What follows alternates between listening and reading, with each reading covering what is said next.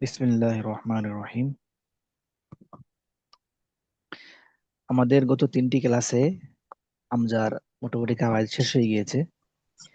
আমরা আজকে যে কায়দাগুলো পড়বো এগুলো হামজার মানে হামজার বাইরের কায়দা।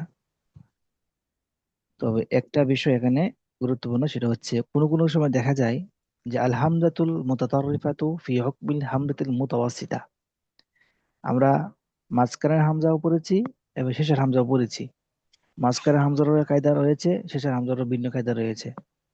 তো অনেক ক্ষেত্রে দেখা যায় একটা শব্দ আপনার হচ্ছে যে কি মানে শেষের হামজা কাটতেছে, যেমন নাসা এইটার মধ্যে শেষের হামজা কাটতেছে। তো অনেক সময় দেখা যায় যে এইটার মধ্যে আবার শেষের হামজা না কাটিয়ে মাঝখানের হামজা কায়দা কায়দা প্রয়োগ হচ্ছে। কখনো এটা এই জিনিসটা হবে, এটা কয়েকটা সুরতে হবে, একটা দুইটা সুরতে হবে, মানে মূলত এটা শেষের হামজাই। তো কোনো একটা কারণে গিয়ে দেখা যায় এটা মাঝখানের হামজায়, মানে হামজায় রূপ নেই। যেমন ধরেন যে নাসা ফেলটা শেষ হামজা কিন্তু এটা, যখন নাসা নাসা নাসা উ জমা বলবো আমি, নাসা উ যখন বলবো তখন কিন্তু এটা মাঝখানে হামজার শেষের হামজা মাঝখানে হামজা হয়ে রূপান্তরিত হয়েছে। ঠিক আছে না? ইয়াকরাউ ইয়াকরাআন ইয়াকরাউনা, দেখেন যখন জমা হয়েছে তখন কি গেছে গা, শেষের হামজাটি মাঝখানের হামজায় রূপান্তরিত হয়েছে। তো এমন কিছু জায়গা আছে যে জায়গাগুলোর মধ্যে শেষের হামজার মধ্যেও মাঝখানের হামজার কায়দা প্রয়োগ হয়। বুঝতে পারছেন? জি। যেমন এই ধরেন একটা এক নম্বর হচ্ছে যখন ওয়াহিদের সিগা যখন জমার সিগায় পরিণত হয়।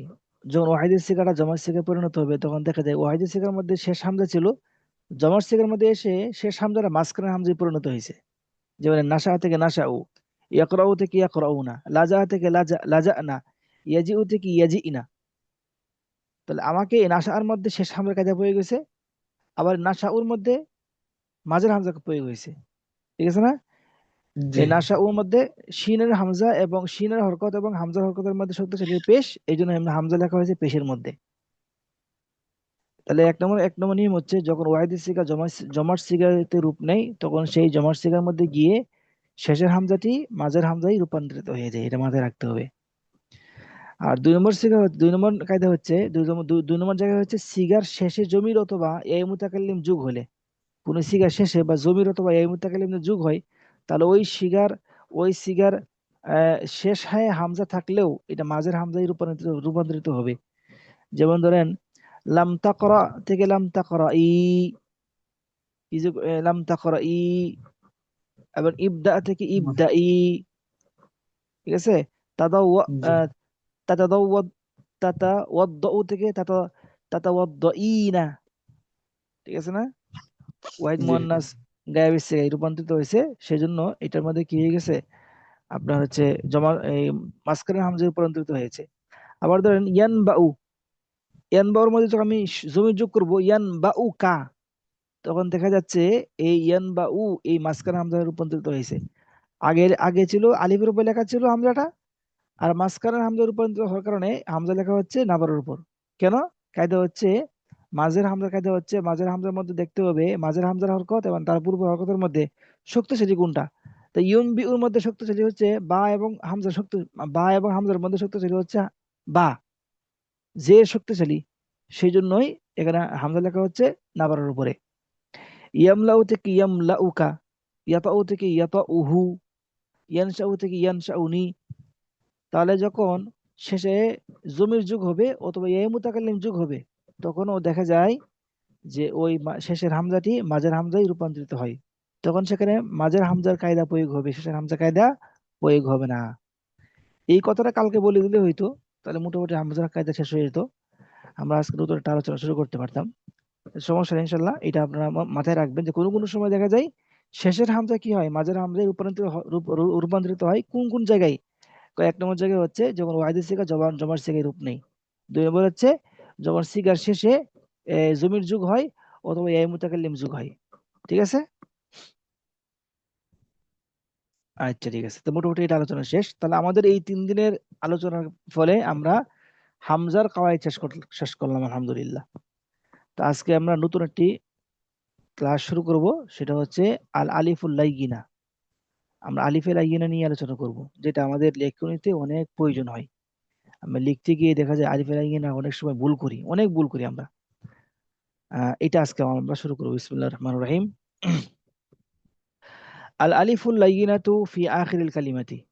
শব্দের শেষে আলিফ লাইয়িনা সম্পর্কে আলোচনা। শব্দের শেষে আল আলিফুল লাইয়িনাতু তাকুনু ফিল আসমাই ওয়াল আফআলি ওয়াল হুরুফি। আলিফ লাইয়িনাটা কি? এটা সামনে এই যে আসতেছে, এখানে আসতেছে। তো আমরা প্রথমে জানি যে আলিফ লাইয়িনাটা ইসিমের মধ্যে হতে পারে, ফেলের মধ্যে হতে পারে, হরফের মধ্যেও হতে পারে, তিনও জায়গায় হতে পারে। তাহলে আলিফ লাইয়িনাটা কি? আল আলিফুল লাইয়িনাতু তুসাম্মা আলিফুল মদ। আলিফে লাইয়িনাকে আলিফে মদও বলা হয়, আলিফে মদ বলা হয়। অমিন মুমাইয়িজাতিহা আন্নাহা সাকিনাতুন দাইমাতান ওয়ালা তাকবালু ইহদাল হারাকাত। আলিফ লাইয়িনার এত আরবিটা পড়ার দরকার নাই, আপনাদের হয়তো বুঝবেন না, বা বুঝলে হয়তো বিরক্ত লাগবে। আমি শুধু বাংলা বলি এখান থেকে।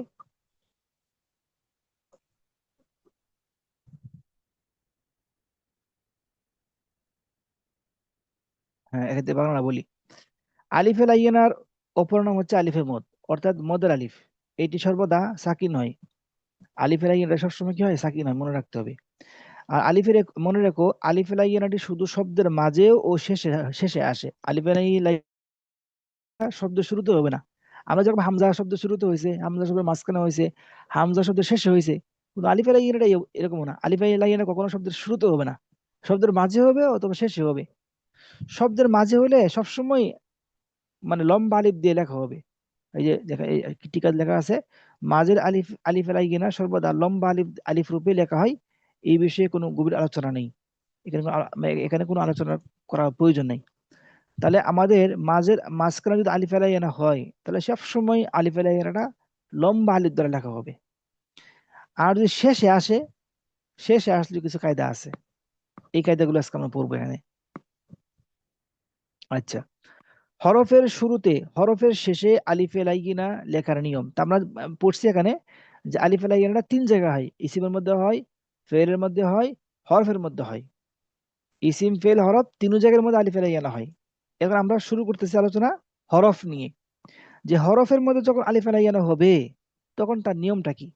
তখন তার নিয়মটা হচ্ছে, সারাংশ পড়ি আমরা, যে সমস্ত হরফের মধ্যে আলিফ আলাইয়ানাটি লম্বা আলিফ রূপে লেখা হয়। সমস্ত হরফ, পৃথিবীতে যত হরফ আছে সমস্ত হরফের মধ্যে আলিফ আলাইয়ানাটা লম্বা আলিফ রূপে লেখা হবে। তবে চারটি হরফ ব্যতীত, যেই চারটি হরফের মধ্যে আলিফ আলাইয়ানাটি লম্বা আলিফ দ্বারা লেখা হবে না। চারটি হরফ কি কি? চারটি হরফ হচ্ছে ইলা, আলা, বালা, হাত্তা। ইলা আলা বালা হাত্তা, দেখেন তো, ইলা আলা বালা হাত্তার মধ্যে আলিফটা কি লম্বা আলিফ দ্বারা লেখা হয়েছে না খাড়া আলিফ দ্বারা লেখা হয়েছে? খাড়া জবর দ্বারা লেখা হয়েছে।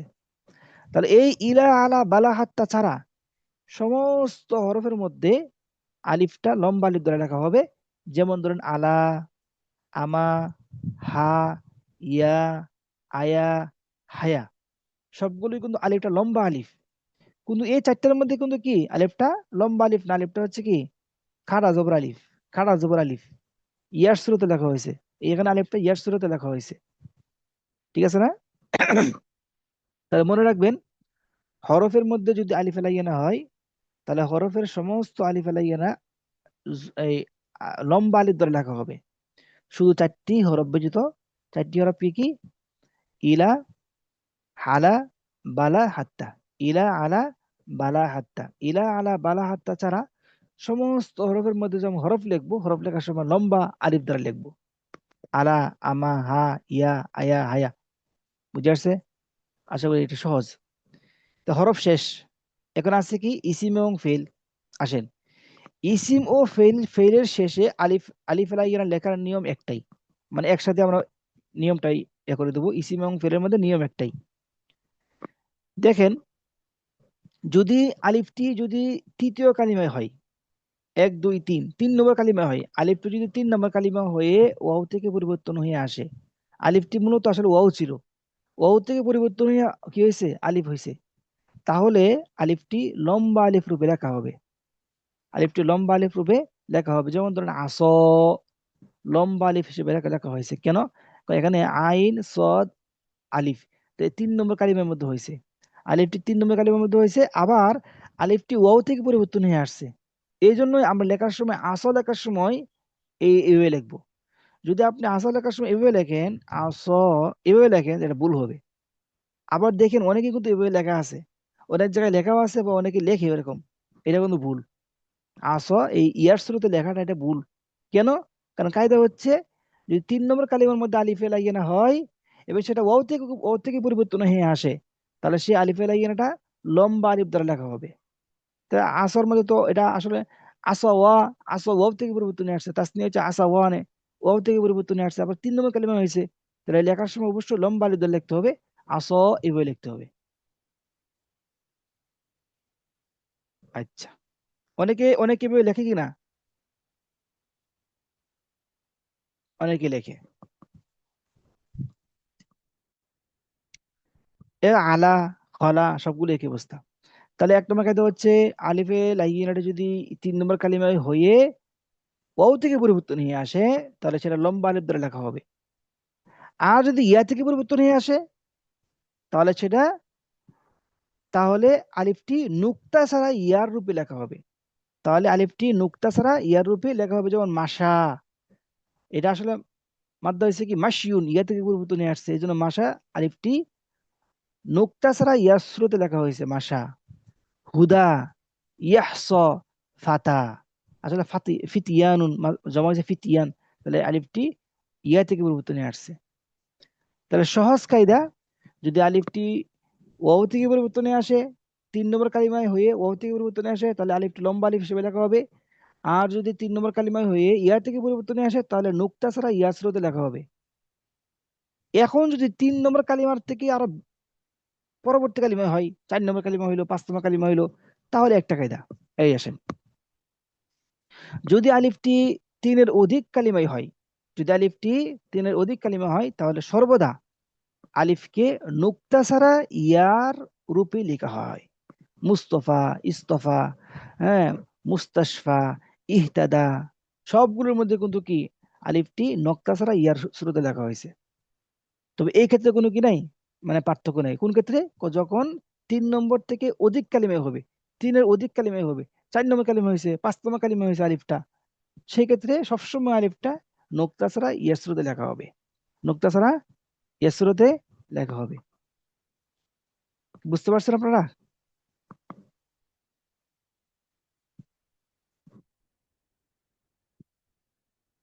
আচ্ছা ঠিক আছে, তাহলে মোটামুটি এইটুকুই পড়লে হবে। এখানে আর কিছু কথা আছে, এগুলো আপনারা শিখে নিন, দেখে নিন।